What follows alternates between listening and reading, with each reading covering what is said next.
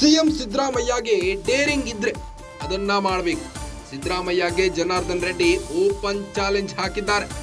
ಪ್ರಿಯಾಂಕ್ ಖರ್ಗೆ ರಾಜೀನಾಮೆ ಕೇಳಲು ಧೈರ್ಯ ಇಲ್ಲ. ಪ್ರಿಯಾಂಕ್ ಖರ್ಗೆ ರಿಸೈನ್ ಕೇಳಲು ಸಿದ್ದುಗೆ ಭಯ ಇದೆ. ಪ್ರಿಯಾಂಕ್ ರಾಜೀನಾಮೆ ಪಡೆಯೋ ಶಕ್ತಿ ಸಿದ್ದರಾಮಯ್ಯಗಿಲ್ಲ. ಸಿಎಂ ಸಿದ್ದರಾಮಯ್ಯ ಬಗ್ಗೆ ಜನಾರ್ದನ್ ರೆಡ್ಡಿ ಲೇವಡಿ ಮಾಡಿದ್ದಾರೆ. ಇನ್ನು ಕಾಂಗ್ರೆಸ್ಗೆ ಈಗ ಎಲ್ಲವೂ ಮಲ್ಲಿಕಾರ್ಜುನ್ ಖರ್ಗೆ ಆಗಿದ್ದಾರೆ. ಪ್ರಿಯಾಂಕ್ಗೆ ತಮ್ಮ ತಂದೆ ಎಐಸಿಸಿ ಅಧ್ಯಕ್ಷ ಅನ್ನೋ ಅಹಂ ಇದೆ. ಯಾರು ನನ್ನ ಏನು ಮಾಡಿಕೊಳ್ಳಲು ಆಗಲ್ಲ ಅನ್ನೋ ಅಹಂಕಾರ ಇದೆ. ಇದೇ ಕಾರಣಕ್ಕಾಗಿ ಸಿಎಂ ಸಿದ್ದರಾಮಯ್ಯ ಸಹ ಹೆದರುತ್ತಿದ್ದಾರೆ. ಇನ್ನು ಕಾಂಗ್ರೆಸ್ ನಾಯಕರ ವಿರುದ್ಧ ಜನಾರ್ದನ್ ರೆಡ್ಡಿ ಆಕ್ರೋಶ ವ್ಯಕ್ತಪಡಿಸಿದ್ದಾರೆ. ಗುತ್ತಿಗೆದಾರ ಸಚಿನ್ ಪಾಂಚಾಳ್ ಆತ್ಮಹತ್ಯೆ ಪ್ರಕರಣ ಈಗ ದಿನಕ್ಕೊಂದು ಟ್ವಿಸ್ಟ್ ಪಡೆಯುತ್ತಿದ್ದು, ಇದರ ನಡುವೆ ಬಿಜೆಪಿ ಹಾಗೂ ಕಾಂಗ್ರೆಸ್ ನಾಯಕರ ನಡುವೆ ಆರೋಪ ಮತ್ತು ಪ್ರತ್ಯಾರೋಪಗಳು ಜೋರಾಗಿಯೇ ಕೇಳಿ ಬರ್ತಿವೆ. ಈಗ ಜನಾರ್ದನ್ ರೆಡ್ಡಿ ಸಿಎಂ ಸಿದ್ದರಾಮಯ್ಯಗೆ ಓಪನ್ ಚಾಲೆಂಜ್ ಹಾಕಿದ್ದಾರೆ. ರೆಡ್ಡಿ ಚಾಲೆಂಜ್ ಇದು. ಸಿದ್ದರಾಮಯ್ಯಗೆ ಧೈರ್ಯ ಇದ್ರೆ ಅದನ್ನ ಮಾಡ್ಲಿ ಅಂತ ರೆಡ್ಡಿ ಚಾಲೆಂಜ್ ಹಾಕಿದ್ದಾರೆ. ಸಿಎಂ ಸಿದ್ದರಾಮಯ್ಯಗೆ ಜನಾರ್ದನ್ ರೆಡ್ಡಿ ಓಪನ್ ಚಾಲೆಂಜ್ ಹಾಕಿದ್ದು, ಸಿದ್ದರಾಮಯ್ಯಗೆ ಧೈರ್ಯ ಇದ್ರೆ ಅದನ್ನ ಮಾಡಬೇಕು. ಅದೇನಂತೀರಾ? ರಾಜೀನಾಮೆ ಕೇಳಲು ಧೈರ್ಯ ಇಲ್ಲ. ಸಿಎಂ ಸಿದ್ದರಾಮಯ್ಯಗೆ ಪ್ರಿಯಾಂಕ್ ಖರ್ಗೆಗೆ ರಾಜೀನಾಮೆ ಕೇಳಲು ಧೈರ್ಯ ಇಲ್ಲ. ಪ್ರಿಯಾಂಕ್ ಖರ್ಗೆ ರಿಸೈನ್ ಕೇಳಲು ಸಿದ್ದುಗೆ ಭಯ ಇದೆ. ಯಾಕಂದ್ರೆ ಪ್ರಿಯಾಂಕ್ ಖರ್ಗೆ ಅವರ ತಂದೆ ಎಐಸಿಸಿ ಅಧ್ಯಕ್ಷರಾಗಿದ್ದಾರೆ. ಮಲ್ಲಿಕಾರ್ಜುನ್ ಖರ್ಗೆ ಅವರು ಎಐಸಿಸಿ ಅಧ್ಯಕ್ಷರಾಗಿದ್ದು, ನನ್ನ ತಂದೆ ಎಐಸಿಸಿ ಅಧ್ಯಕ್ಷ ಅನ್ನೋ ಅಹಂ ಕೂಡ ಪ್ರಿಯಾಂಕ್ ಖರ್ಗೆಗಿದೆ. ಕಾಂಗ್ರೆಸ್ಗೆ ಈಗ ಎಲ್ಲವೂ ಮಲ್ಲಿಕಾರ್ಜುನ್ ಖರ್ಗೆ ಆಗಿದ್ದಾರೆ. ಪ್ರಿಯಾಂಕ್ ಖರ್ಗೆ ತಮ್ಮ ತಂದೆ ಎಐಸಿಸಿ ಅಧ್ಯಕ್ಷ ಅನ್ನೋ ಒಂದು ಅಹಂ ಇದೆ. ಯಾರು ನನ್ನ ಮುಟ್ಟೋಕ್ಕಾಗಲ್ಲ, ಯಾರು ನನ್ನ ಏನು ಮಾಡಿಕೊಳ್ಳಲು ಆಗಲ್ಲ ಅನ್ನೋ ಅಹಂಕಾರ ಕೂಡ ಇದೆ. ಇದೇ ಕಾರಣಕ್ಕಾಗಿ ಸಿಎಂ ಸಿದ್ದು ಸಹ ಹೆದರುತ್ತಿದ್ದಾರೆ. ಕಾಂಗ್ರೆಸ್ ನಾಯಕರ ವಿರುದ್ಧ ಜನಾರ್ದನ್ ರೆಡ್ಡಿ ಕೆಂಡಾಮಂಡಲಗೊಂಡಿದ್ದಾರೆ. ಪ್ರಿಯಾಂಕ್ ಖರ್ಗೆ ತಮ್ಮ ತಂದೆ ಎಐಸಿಸಿ ಅಧ್ಯಕ್ಷ ಅನ್ನೋ ಅಹಂ ಇದ್ದು, ಹೀಗಾಗಿ ಯಾರು ನನ್ನ ಏನು ಮಾಡಿಕೊಳ್ಳಲು ಆಗಲ್ಲ ಅನ್ನೋ ಅಹಂಕಾರ ಇದೆ. ಪ್ರಿಯಾಂಕ್ಗೆ ತಮ್ಮ ತಂದೆ ಎಐಸಿಸಿ ಅಧ್ಯಕ್ಷ ಅನ್ನೋ ಅಹಂ ಇದ್ದು, ಕಾಂಗ್ರೆಸ್ಗೆ ಈಗ ಎಲ್ಲವೂ ಮಲ್ಲಿಕಾರ್ಜುನ್ ಖರ್ಗೆಯಾಗಿದ್ದಾರೆ. ಸಿಎಂ ಸಿದ್ದರಾಮಯ್ಯ ಬಗ್ಗೆ ಜನಾರ್ದನ್ ರೆಡ್ಡಿ ಲೇವಡಿ ಮಾಡಿದ್ದು, ಪ್ರಿಯಾಂಕ್ ರಾಜೀನಾಮೆ ಪಡೆಯೋ ಶಕ್ತಿ ಸಿದ್ದರಾಮಯ್ಯಗಿಲ್ಲ. ಪ್ರಿಯಾಂಕ್ ಖರ್ಗೆ ರಿಸೈನ್ ಕೇಳಲು ಸಿದ್ದುಗೆ ಭಯ ಶುರುವಾಗಿದ್ದು, ಸಿದ್ದರಾಮಯ್ಯಗೆ ಜನಾರ್ದನ್ ರೆಡ್ಡಿ ಓಪನ್ ಚಾಲೆಂಜ್ ಹಾಕಿದ್ದಾರೆ. ಇನ್ನು ಪ್ರಿಯಾಂಕ್ ಖರ್ಗೆ ರಾಜೀನಾಮೆ ಕೇಳಲು ಧೈರ್ಯ ಇಲ್ಲ. ಸಿದ್ದರಾಮಯ್ಯಗೆ ಧೈರ್ಯ ಇದ್ರೆ ಅದನ್ನ ಮಾಡಬೇಕು ಅಂತ ಓಪನ್ ಚಾಲೆಂಜ್ ಹಾಕಿದ್ದಾರೆ. ಇವತ್ತು ಪ್ರಮುಖ ಕಾಂಗ್ರೆಸ್ ಲೀಡರ್ಸೇ ಆಗಿರ್ತಾರೆ. ಪ್ರಿಯಾಂಕ ಖರ್ಗೆ ಅಂತೂ ಅಂತಲ್ಲ, ಆ ಜಿಲ್ಲೆ ಕಾಂಗ್ರೆಸ್ ನಾಯಕರುಗಳೇ ಹೋಗಿರ್ತದೆ. ಯಾಕಂದರೆ ಆ ಕುಟುಂಬನೇ ನಮ್ಮ ಪಕ್ಷದ ನಾಯಕರುಗಳ ಜೊತೆಯಲ್ಲಿ ಈ ರೀತಿ ಬೆಳಗ್ಗೆ 3 ಗಂಟೆಗೆ ಬಂದು ನಮ್ಮನ್ನು ಎದುರಿಸಿದ್ದಾರೆ ಅಂತೇಳಿ ಹೇಳಿರೋಂಥ ಒಂದು ವಿಷಯ. ಹಾಗಾಗಿ ಅದನ್ನು ನಾನು ಇವಾಗ ಪ್ರಸ್ತಾಪ ಮಾಡಿರೋಂಥದ್ದು. ಬೆಳಗ್ಗೆ 3 ಗಂಟೆಗೆ ಬಂದು ನೀವು ಇದನ್ನು ಇಲ್ಲಿಗೆ ಸ್ಟಾಪ್ ಮಾಡಿ, ಇದನ್ನು ನೀವು ನಾಳೆಯಿಂದ ನೀವು ಎಲ್ಲಿ ಕೂಡ ನೀವು ಪ್ರಶ್ನೆ ಎತ್ತೋ ಪರಿಸ್ಥಿತಿ ಇಲ್ಲ. ಹಾಗೇನಾದರೂ ಆದರೆ ನಾವು ನಿಮ್ಮನ್ನು ಕೂಡ ನಿಮ್ಮ ಗತಿ ಕಾಣಿಸ್ತೀವಿ ಅಂತೇಳಿ ಅವ್ರಿಗೆ ಹೆದರಿಕೆ ಕೊಟ್ಟಿರೋ ಕಾರಣ ಅದನ್ನು ನಮ್ಮ ಪಕ್ಷದ ನಾಯಕರುಗಳ ದೃಷ್ಟಿಗೆ ಅವ್ರು ತೊಗೊಂಡು ಬಂದಿರೋಂಥದ್ದು. ಕೊನೆಗೆ ನಂದು ಮುಗಿಸ್ಬಿಡ್ತೀನಿ, ಕಂಪ್ಲೀಟ್ ಆಯಿತು. ಸೊ ಹಾಗಾಗಿ ಇವತ್ತು ತಾವು ಕೇಳಿರೋ ಪ್ರಶ್ನೆಗೆ ಇವತ್ತು ಏನು ಸಚಿನೊಂದು ಸಾವಿನ ಪ್ರಕರಣವನ್ನು ಮುಖ್ಯಮಂತ್ರಿಗಳು ಪ್ರಿಯಾಂಕ ಖರ್ಗೆ ಅವ್ರ ಕಡೆಯಿಂದ ರಾಜೀನಾಮೆ ಪಡ್ಕೊಳ್ಳುವಂಥದ್ದು ಪ್ರಮುಖವಾಗಿರುವಂಥ ಒಂದು ವಿಷಯ. ಜೊತೆಗೆ CBIಗೆ ಅವರು ಈ ತನಿಖೆಯನ್ನು ವಹಿಸಬೇಕಾಗುತ್ತೆ. ಮತ್ತು ಯಾವುದೇ ಒಂದು ವಿಷಯದಲ್ಲಿ ಕೂಡ ಇವತ್ತು ಆ ನ್ಯಾಯ ಸಿಗೋ ವಿಚಾರದಲ್ಲಿ ಆ ಕುಟುಂಬಕ್ಕೆ ಇವತ್ತು ಧೈರ್ಯ ಏನಾದರೂ ಸಿಗಬೇಕು ಅಂತಂದರೆ CBIಯಿಂದ ಎಂಕ್ವೈರಿ ಮಾಡಿದರೆ ಮಾತ್ರ ಸಾಧ್ಯ. ಇವತ್ತು CID CODಗಳು ಇವೆಲ್ಲವುದರಿಂದ ಕೂಡ ಯಾವ ರೀತಿ ಕಾಂಗ್ರೆಸ್ ನಾಯಕರುಗಳು ಹೋಗಿ ಬೆಳಗಿನ ಜಾವ 3 ಗಂಟೆಗೆ ಹೆದರಿಸಿದಾರೋ, ಇವರು ಕೂಡ ಅದೇ ರೀತಿಯಲ್ಲಿ ಹೋಗಿ ಹೆದರಿಸಿ ಪ್ರಿಯಾಂಕ ಖರ್ಗೆ ಅವ್ರ ಪರವಾಗಿ ಸ್ಟೇಟ್ಮೆಂಟ್ ತಗೊಳ್ಳೋಂಥ ಒಂದು ಪರಿಸ್ಥಿತಿ ಬರ್ಬೋದು. ಮತ್ತು ನಮ್ಮ ಅವರು ಸಚಿನ್ ಅವರ ಕುಟುಂಬಕ್ಕೆ ಡೇ ಆ್ಯಂಡ್ ನೈಟ್ ಅಂದರೆ ಹಗಲಿರಲು ಕೂಡ ಅವ್ರಿಗೆ ಭದ್ರತೆಯನ್ನು ನೀಡುವಂಥ ಒಂದು ವಿಚಾರಕ್ಕೆ ರಾಜ್ಯ ಸರ್ಕಾರ ತಕ್ಷಣ ಅದನ್ನು ಇಂಪ್ಲಿಮೆಂಟ್ ಮಾಡಬೇಕು. ಜೊತೆಗೆ ಅವ್ರ ಕುಟುಂಬಕ್ಕೆ, ಯಾಕೆಂದರೆ 5 ಮಂದಿ ಸಹೋದರಿಯರು, ಒಬ್ಬರು ಇಬ್ಬರು ಅಂತಲ್ಲ, ಇಡೀ ಕುಟುಂಬಕ್ಕೆ ಆಧಾರಸ್ತಂಭವಾಗಿದ್ದ ಸಚಿನ್ ಹೋಗಿರೋ ಕಾರಣ ಇವತ್ತು 1 ಕೋಟಿ ಹಣವನ್ನು ಆ ಕುಟುಂಬಕ್ಕೆ ಪರಿಹಾರವಾಗಿ ನೀಡುವಂಥ ಒಂದು ವಿಚಾರ. ಮತ್ತು ಆ ಸಹೋದರಿಯರೆಲ್ಲರೂ ಕೂಡ ತುಂಬ ವಿದ್ಯಾವಂತರಾಗಿದ್ದಾರೆ. ಅವರಲ್ಲಿ ಯಾರಿಗಾದ್ರೂ ಒಬ್ಬರಿಗೆ ತಕ್ಷಣ ಒಂದು ಸರ್ಕಾರಿ ಕೆಲಸ ಕೊಡುವಂಥ ಒಂದು ಜವಾಬ್ದಾರಿ ಸರ್ಕಾರ ತಗೋಬೇಕನ್ನೋದು ಭಾರತೀಯ ಜನತಾ ಪಕ್ಷದ ಒಂದು ಆಗ್ರಹ.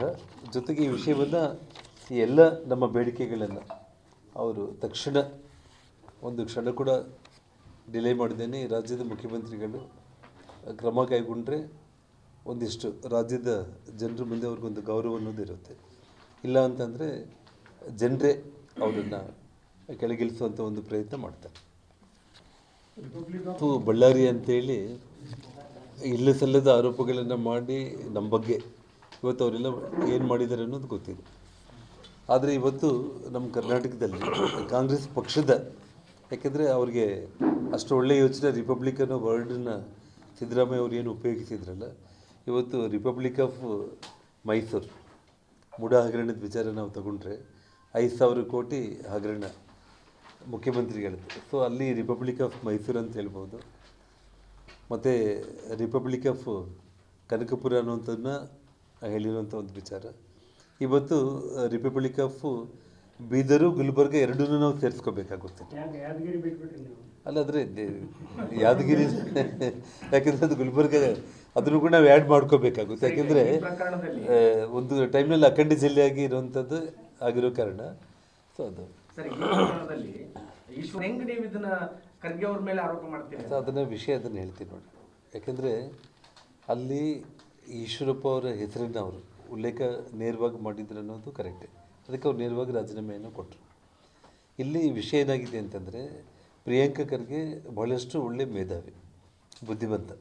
ಸೊ ಹಾಗಾಗಿ ಅವರ ಪೇಗಳ ಮೂಲಕನೇ ಎಲ್ಲ ವ್ಯವಹಾರ ನಡೆಸಿರುವಂಥ ಒಂದು ವಿಚಾರ.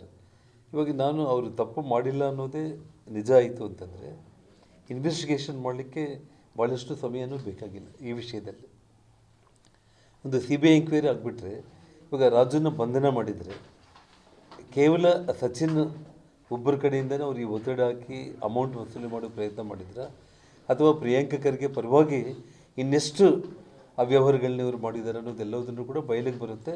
ಮತ್ತು ರಾಜು ಬಾಯಿ ಬಿಟ್ಟರೆ ಎಲ್ಲ ವಿಷಯಗಳು ಕೂಡ ಪ್ರಿಯಾಂಕಾ ಖರ್ಗೆ ಬಗ್ಗೆ ಕೂಡ ಗೊತ್ತಾಗುತ್ತೆ. ಹಾಗಾಗಿ CBI ಎಂಕ್ವೈರಿ ಆದರೆ ಮಾತ್ರ ರಾಜು ಕಡೆಯಿಂದ ಪ್ರಿಯಾಂಕಾ ಖರ್ಗೆ ಅವರೆಲ್ಲ ಬಂಡವಾಳ ಹೊರಗಡೆ ಬರೋದಕ್ಕೆ ಸಾಧ್ಯ. ಅವ್ರ ಧೈರ್ಯ ಯಾರಿಗೂ ಕೂಡ ಸಾಧ್ಯನೇ ಇಲ್ಲ. ಮತ್ತು ಆ ರಾಜು ಇವ್ರ ಕುಟುಂಬಕ್ಕೆ ಎಷ್ಟು ಆಪ್ತರು ಅನ್ನೋದು ಕೇವಲ ನಿನ್ನೆ ಮೊನ್ನೆ ಅವರನ್ನು ಅಪಾಯಿಂಟ್ಮೆಂಟ್ ಮಾಡ್ಕೊಂಡಿದ್ದವರಲ್ಲ.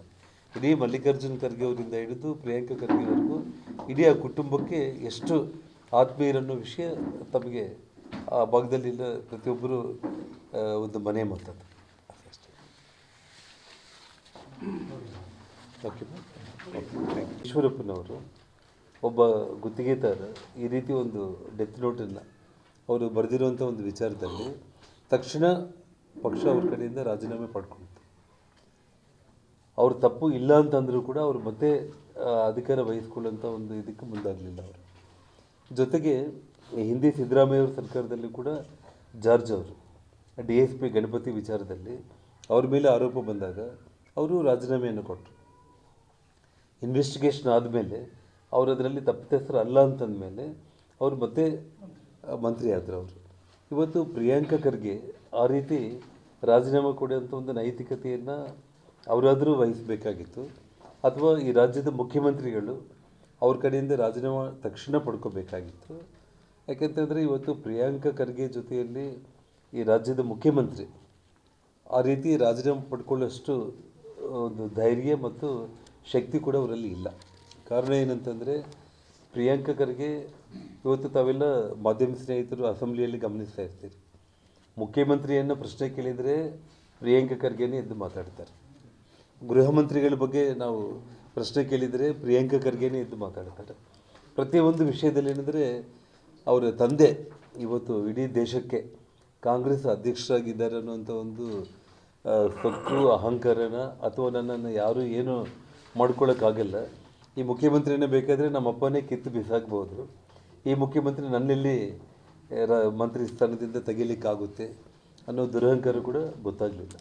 ಇನ್ನು ಹೇಳ್ತಾ ಇದ್ದರು, ನೀವೆಲ್ಲ ಬಟ್ಟೆಗಳು ಹರ್ಕೊಂಡ್ರೂ ಕೂಡ, ನೀವು ಬೀದಿಗೆ ಬಿದ್ದು ಬಟ್ಟೆಯಲ್ಲಿ ಹರ್ಕೊಂಡ್ರೂ ಕೂಡ ನಾನು ಮಂತ್ರಿ ಸ್ಥಾನಕ್ಕೆ ರಾಜೀನಾಮೆ ಕೊಡೋ ಪ್ರಶ್ನೆಯೇ ಇಲ್ಲ ಅಂತೇಳಿ ನಿನ್ನೆ ಪ್ರಿಯಾಂಕಾ ಖರ್ಗೆ ಹೇಳ್ತಾಯಿದ್ರು. ಬಟ್ಟೆ ಹರ್ಕೊಳ್ಳೋ ಅವಶ್ಯಕತೆ ಇಲ್ಲ, ನಿಮ್ಮನ್ನು ಹೇಗೆ ಕೆಳಗಿಳಿಸಬೇಕು ಅನ್ನೋದು ಭಾರತೀಯ ಜನತಾ ಪಕ್ಷಕ್ಕೆ, ರಾಜ್ಯದ ಜನರಿಗೆ ಭಾಳ ಚೆನ್ನಾಗಿ ಗೊತ್ತಿದೆ. ಹಾಗಾಗಿ ಆ ದುರಹಂಕಾರದ ಸೊಕ್ಕಿನ ಮಾತುಗಳು ಇವತ್ತು ಅವ್ರೇನು ಮಾತಾಡ್ತಾ ಇದ್ದಾರೆ, ತಕ್ಷಣ ಅವರಿಂದ ಈ ರಾಜ್ಯದ ಮುಖ್ಯಮಂತ್ರಿಗಳು ರಾಜೀನಾಮೆ ಪಡ್ಕೊಂಡಿಲ್ಲ ಅಂತಂದರೆ ಭಾರತೀಯ ಜನತಾ ಪಕ್ಷ ಇವತ್ತು ನಮ್ಮ ಸಚಿನ್ ಅವರ ಕುಟುಂಬಕ್ಕೆ, ಅವರು ಇಡೀ ತೀರ ಹಿಂದುಳಿದ ಬಡ ಕುಟುಂಬ, 5 ಮಂದಿ ಸಹೋದರಿಯರನ್ನ ಹೊಂದಿರುವಂಥ ಒಬ್ಬ ಯುವಕ ಏನು ತೀರ್ಕೊಂಡು ಹೋಗಿದ್ದಾರೆ, ಆ ಕುಟುಂಬದ ಜೊತೆ ನಾವು ಕೂಡ ನಿಂತು ಅವ್ರಿಗೆ ನ್ಯಾಯ ಸಿಗೋವರೆಗೂ ಕೂಡ ಹೋರಾಟ ಮಾಡುವಂಥ ಒಂದು ಸ್ಥಿತಿಗೆ ಇವತ್ತು ಭಾರತೀಯ ಜನತಾ ಪಕ್ಷ ತೀರ್ಮಾನ ಮಾಡಿದೆ.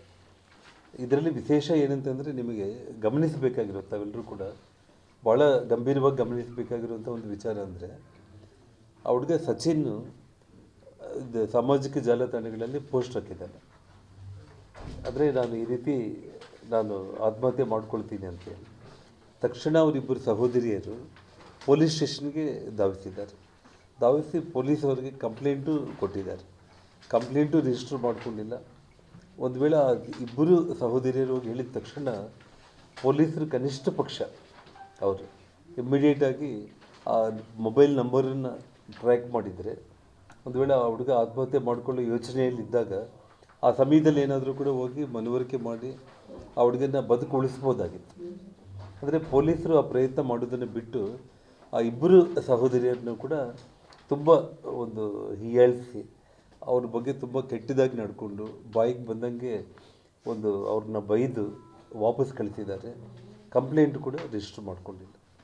ಇವತ್ತು ಗುಲ್ಬರ್ಗ ಮತ್ತು ಬೀದರ್ ಈ ಜಿಲ್ಲೆಗಳಲ್ಲಿ ಜನರೆಲ್ಲರೂ ಕೂಡ ಮಾತಾಡೋದು ಒಂದೇನೆಂದರೆ, ಎಲ್ಲ ಪೊಲೀಸ್ ಸ್ಟೇಷನ್ಗಳು ಕೂಡ ಇವತ್ತು ಸಂಪೂರ್ಣವಾಗಿ ಕಾಂಗ್ರೆಸ್ ಕಚೇರಿಗಳಾಗಿ ಮಾರ್ಪಾಟಾಗಿರೋದು. ಯಾವೊಬ್ಬರೂ ಕೂಡ ಇವತ್ತು ಧೈರ್ಯ ಮಾಡಿ ಒಂದು ಕಂಪ್ಲೇಂಟ್ ಕೊಡಲಿಕ್ಕೆ ಯಾರೂ ಧೈರ್ಯ ಮಾಡೋ ಪರಿಸ್ಥಿತಿಯಲ್ಲಿಲ್ಲ. ಹಾಗಾಗಿ ಇವತ್ತು ಅದು ಸಂಪೂರ್ಣವಾಗಿ ಪೊಲೀಸ್ ಸ್ಟೇಷನ್ಗಳಂತ ಅನ್ನೋದಕ್ಕಿಂತಲೂ ಕಾಂಗ್ರೆಸ್ ಪಕ್ಷದ ಕಚೇರಿಗಳನ್ನುವಂಥ ಒಂದು ರೀತಿಯಲ್ಲಿ ಮಾರ್ಪಾಟಾಗಿರುವಂಥದ್ದು. ನೋಡಿ, ಇವಾಗ ನಮ್ಮ ರಾಜ್ಯಾಧ್ಯಕ್ಷರಾಗಿರೋಂಥ ವಿಜೇಂದ್ರ ಅವರು, ನಮ್ಮ ವಿಪಕ್ಷ ನಾಯಕರುಗಳು, ವಿಧಾನ ಪರಿಷತ್ ಸದಸ್ಯರು, ಆ ಭಾಗದಲ್ಲಿ ಎಲ್ಲರೂ ಕೂಡ ವಿಜೇಂದ್ರ ಅವರಿಗೆ ಡೆಲ್ಲಿಯಲ್ಲಿ ಬಹಳಷ್ಟು ಪ್ರಮುಖವಾಗಿರುವಂಥ ಒಂದು ಸಭೆಗೆ ಅವರು ಭಾಗವಹಿಸಬೇಕಾಗಿದ್ದರೂ ಕೂಡ ಅವರು ತಕ್ಷಣ ಇದನ್ನು ಭಾಳ ಪ್ರಮುಖವಾಗಿ ಪರಿಗಣಿಸಿ ಅವರು ತರಾತುರಿಯಾಗಿ ಹೋಗಿ ಆ ಕುಟುಂಬನ ವಿಚಾರಿಸಿದರು. ಅವರಿಗೆ ಮಾನಸಿಕವಾಗಿ ಅವ್ರಿಗೇನು ಧೈರ್ಯ ತುಂಬುವಂಥ ಒಂದು ಕೆಲಸ ಅವ್ರು ಮಾಡಿದರು. ಇವತ್ತು ಕಾಂಗ್ರೆಸ್ ಪಕ್ಷದವರು ಹಗಲೋಗಿ ಇವತ್ತು ಆ ಘಟನೆ ನಡೆದಾಗ ಅವರು ಹಗಲೋಗಿಬಿಟ್ಟು ಎಲ್ಲ ನಾಯಕರುಗಳೋಗಿ ಅವ್ರಿಗೆ ಧೈರ್ಯ ಕೊಡಬೇಕಾಗಿತ್ತು. ಬೆಳಗಿನ ಜಾವ 3 ಗಂಟೆಗೆ ಹೋಗಿದ್ದಾರೆ. ಇಲ್ಲಿ ತಾವು ಗಮನಿಸಬೇಕಾಗಿರೋದು, ಬೆಳಗಿನ ಜಾವ 3 ಗಂಟೆಗೆ ಸಚಿನ್ ಅವ್ರ ಮನೆಗೆ ಹೋಗ್ಬಿಟ್ಟು ಅವ್ರ ಸಹೋದರಿಯರೆಲ್ಲರಿಗೂ ಕೂಡ, ನೀವು ಇದನ್ನು ತುಂಬ ಗಂಭೀರವಾಗಿ ನೀವೇನಾದರೂ ತಗೊಂಡು ಈ ರೀತಿ ನೀವು ಬೀದಿಗೆ ಬಿದ್ದು ನಮ್ಮ ಪಕ್ಷಕ್ಕೆ ಮತ್ತು ಪ್ರಿಯಾಂಕ ಖರ್ಗೆ ಅವರಿಗೆ ಏನಾದರೂ ತೊಂದರೆ ಮಾಡೋ ಪರಿಸ್ಥಿತಿ ಏನಾದರೂ ಬಂತು ಅಂದರೆ ನಿಮ್ಮ ಗತಿ ಏನಾಗುತ್ತೆ ಅಂತೇಳಿ ಅವರಿಗೆ ಬೆದರಿಕೆಯನ್ನು ಹಾಕಿ ಹೆದರಿಸಿ, ನಾಳೆಯಿಂದ ನೀವು ಯಾವುದೇ ಕಾರಣಕ್ಕೂ ಕೂಡ ಹೊರಗಡೆ ನೀವು ಎಲ್ಲಿ ಕೂಡ ಕಾಣಿಸ್ಬಾರ್ದು, ಈ ವಿಷಯವನ್ನು ನೀವು ಎಲ್ಲಿ ಕೂಡ ನೀವು ಭಾಳ ಗಂಭೀರವಾಗಿ ತಗೊಂಡು ಹೋರಾಟ ಮಾಡುವಂಥ ಪರಿಸ್ಥಿತಿ ಬಂತು ಅಂದರೆ ನಿಮಗೆ ನಾವು ಗತಿ ಕಾಣಿಸ್ತೀವಿ ಅಂತೇಳಿ ಬೆಳಿಗ್ಗೆ 3 ಗಂಟೆಗೆ ಹೋಗಿ ಅವ್ರನ್ನ ಹೆದರಿಸಿ ಬಂದಿದ್ದಾರೆ. ಸೊ ಹಾಗಾಗಿ ಇವತ್ತು ಆ ಕುಟುಂಬಕ್ಕೆ ಎಲ್ಲ ಒಂದು ರೀತಿಯಲ್ಲೂ ಕೂಡ ನಾವು ಅವರ ಜೊತೆಯಲ್ಲಿ ನಾವು